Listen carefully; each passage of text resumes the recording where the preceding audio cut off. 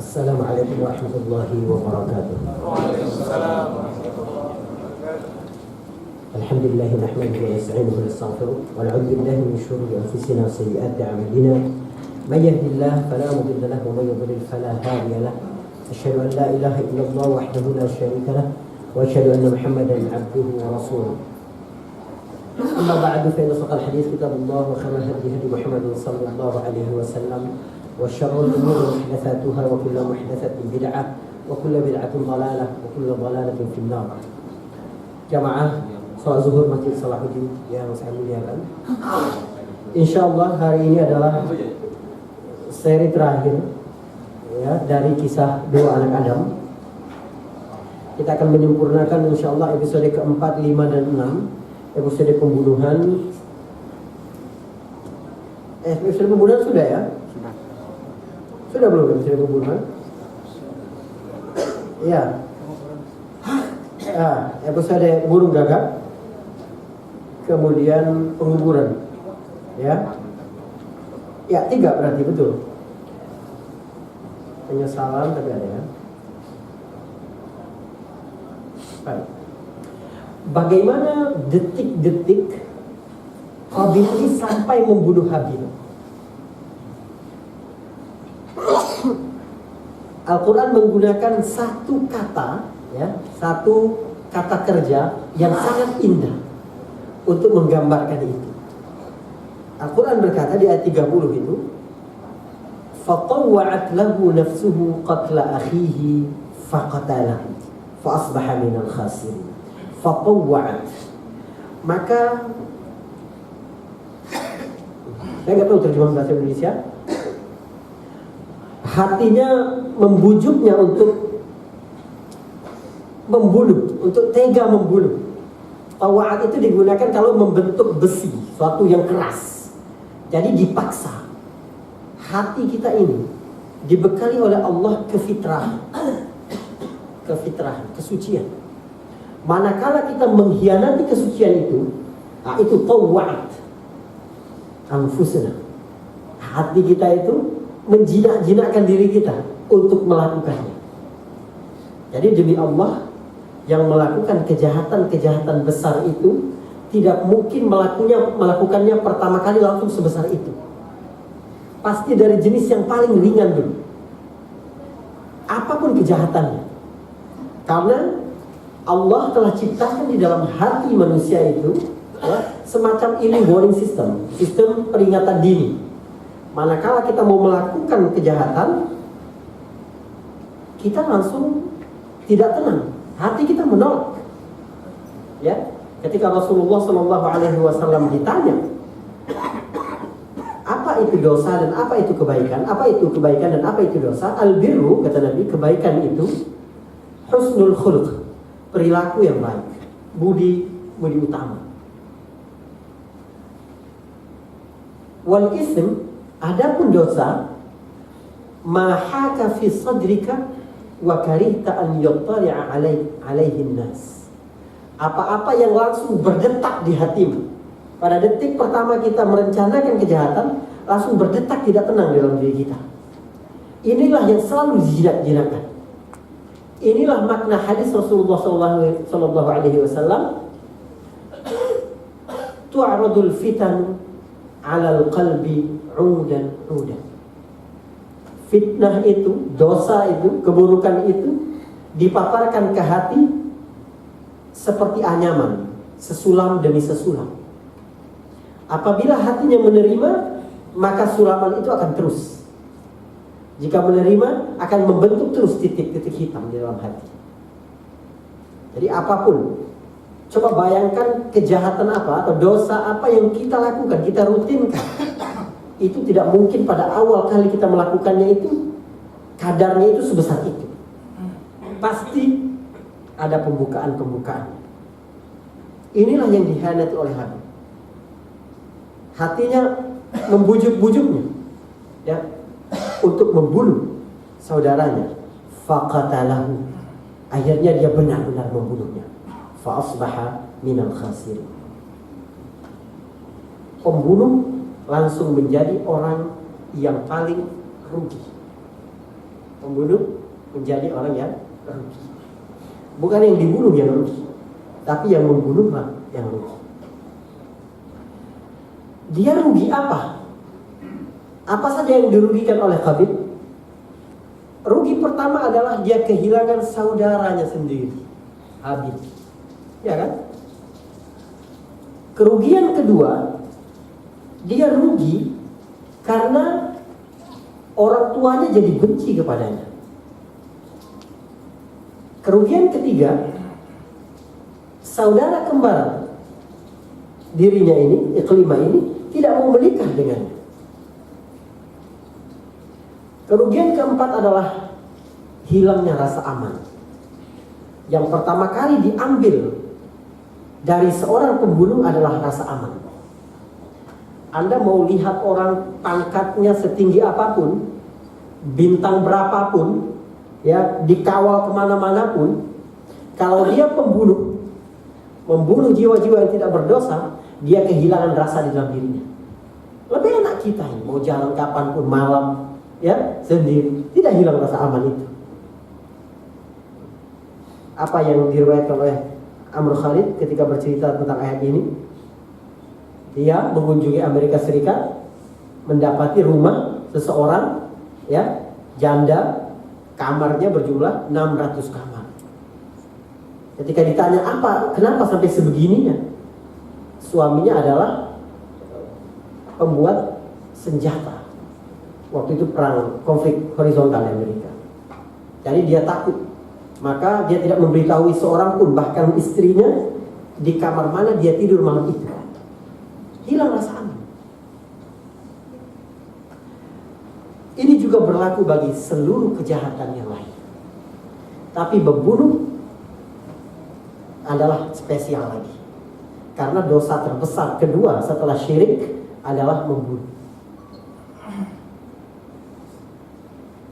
Ketika Allah berkata syirik adalah kezaliman yang besar, Allah berkata tentang pembunuhan adalah kerugian yang nyata. Lalu terjadilah pembunuhan itu. Faba'athallahu ghuraban yabhathu fil ardi liyuriyahu kaifa yuwari sawata akhi. Allah, kita masuk ke episode burung gagak. Allah mengirim burung gagak, ya, yang menggali tanah untuk menguburkan sesama burung gagak, saudaranya, agar Qabil melihat bagaimana cara memperlakukan jenazah saudaranya ini, adiknya ini. Ada pelajaran yang sangat penting di sini. Pertama,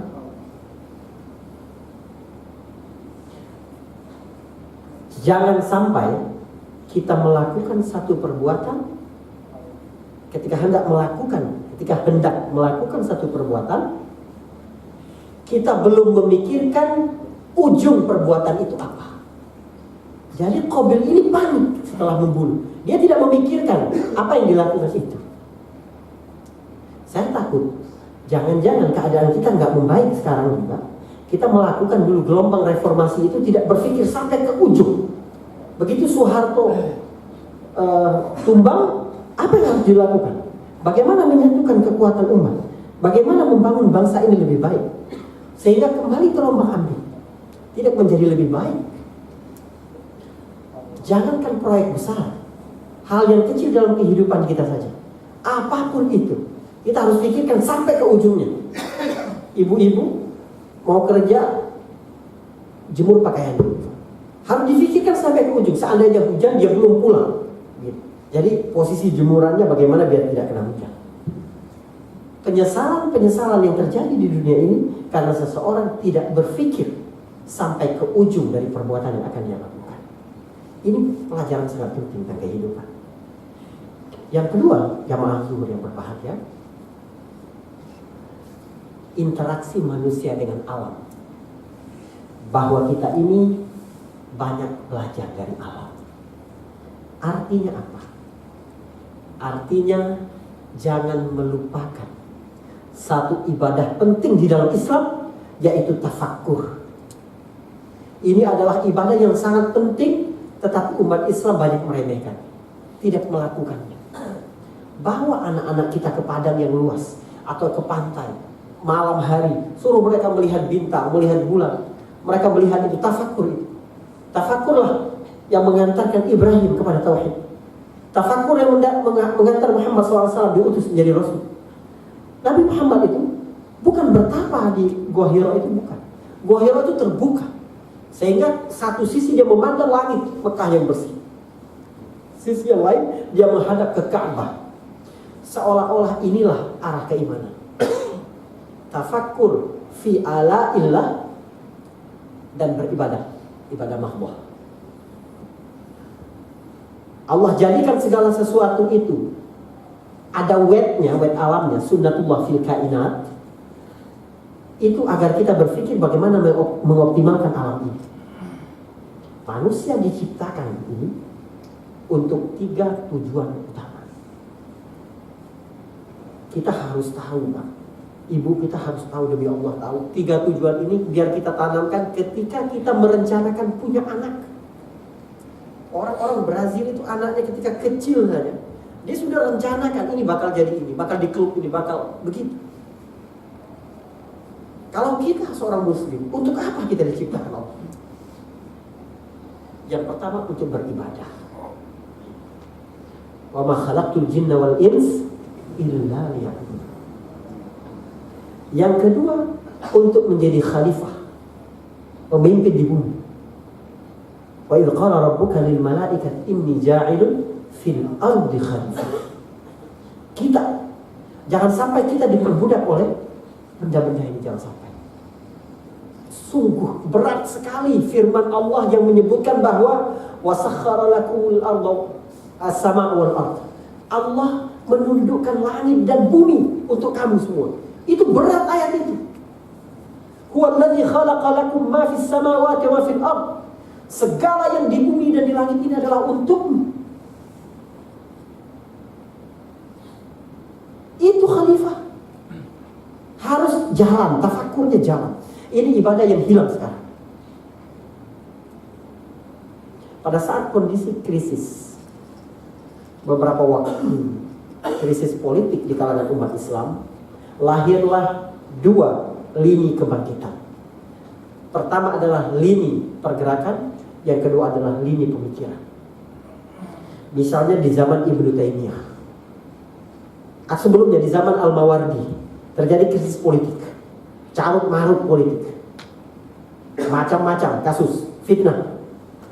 Orang bergerak untuk melakukan perubahan, tapi juga muncul seorang pemikir, seorang ilmuwan, yaitu Al-Mawardi, yang kitabnya menjadi rujukan utama politik Islam. Ibnu Taimiyah juga begitu, bergerak di medan perang, juga menulis buku As-Siyasah Asy-Syar'iyyah, ya, politik syar'i. Itu juga yang terjadi baru-baru ini. Al-Maududi, Hasan Al-Banna, ada karyanya.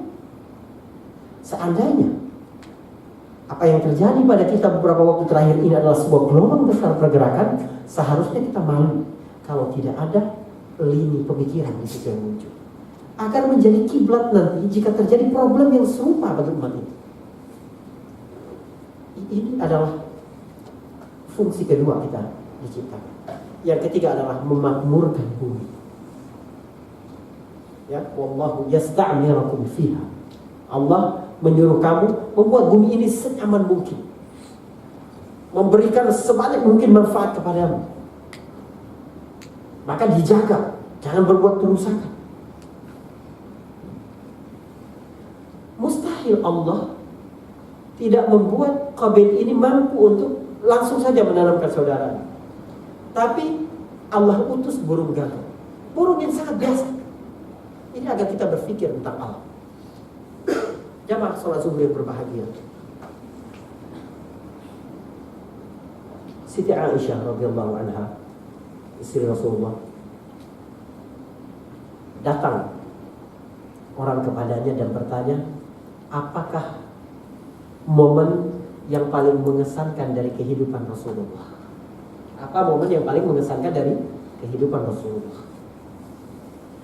seluruh momen kehidupan Rasulullah ini mengesankan.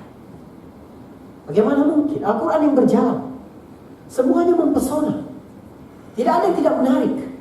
Anak-anak kecil betah, hamba sahaya betah, para pembesar betah, musuh-musuhnya pun merasa nyaman dengan Nabi.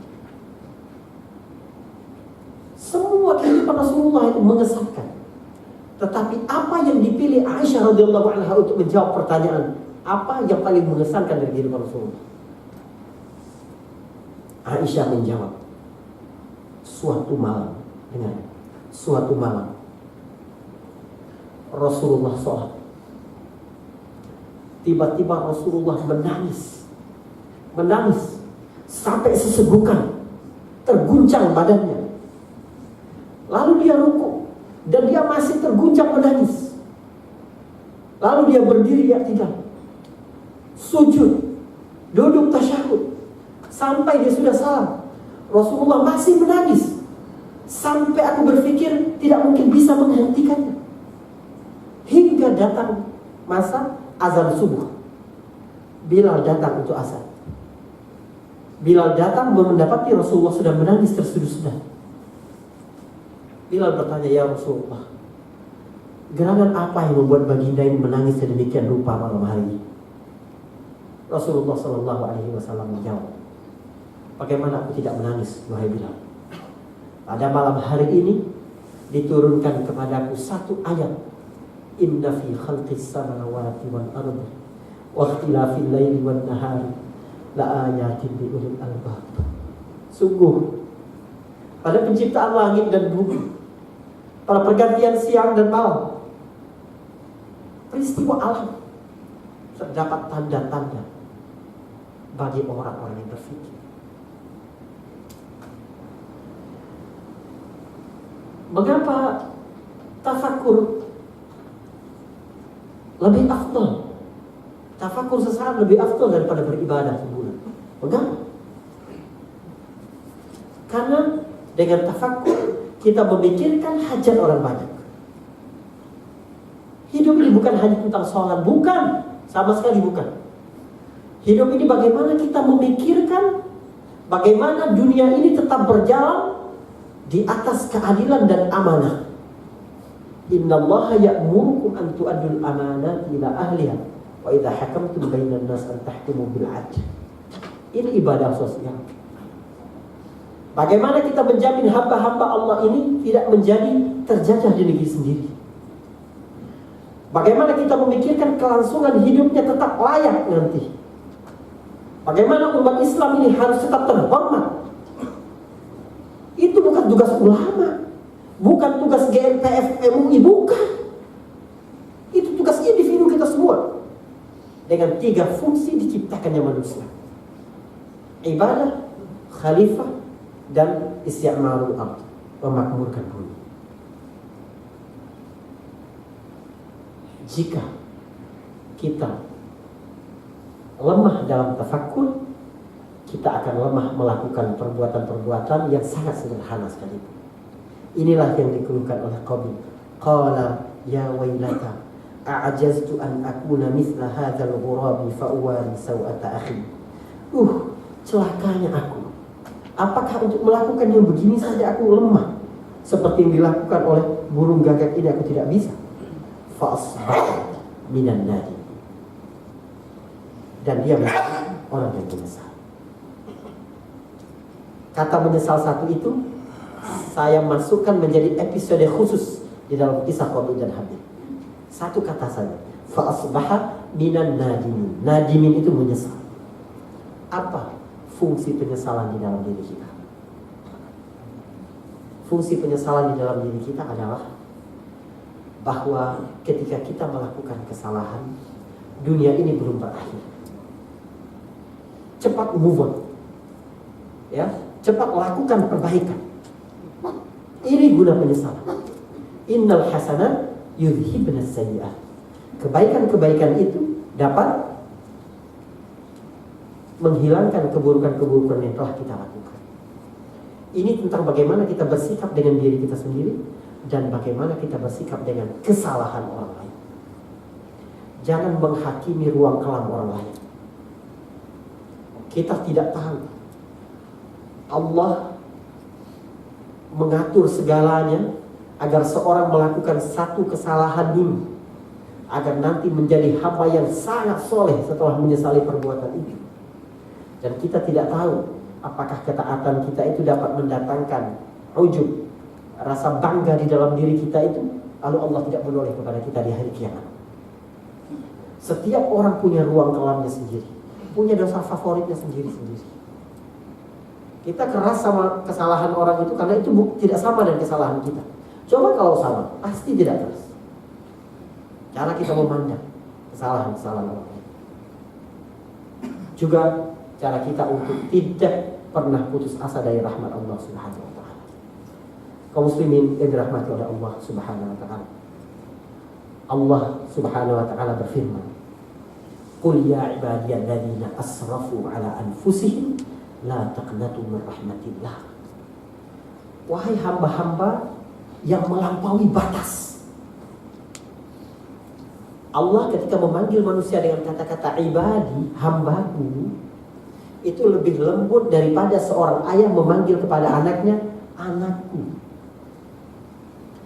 Allah Ar-Rahman itu menahan 99 bagian kasih dalam dirinya, dan hanya menurunkan satu bagian untuk orang tua mengasihi anaknya, saudara saling mengasihi, sahabat saling mengasihi, anak macan tetap kasih kepada anaknya, binatang-binatang buas tetap sayang kepada anak-anaknya.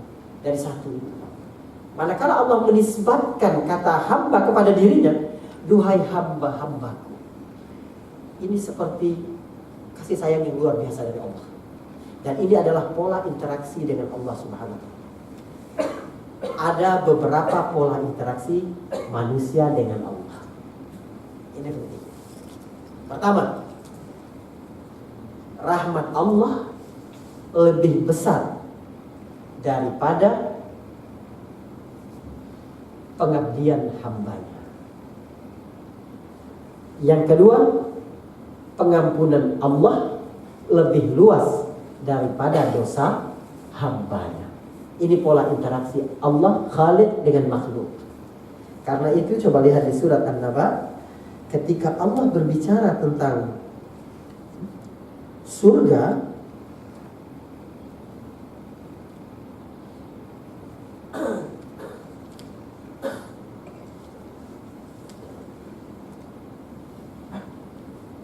ketika Allah berbicara tentang neraka, Allah berkata jazaan wifaqa. Neraka itu adalah balasan yang setimpal. Jadi kalau neraka, hukuman dari Allah itu setimpal dengan perbuatan kesalahan kita.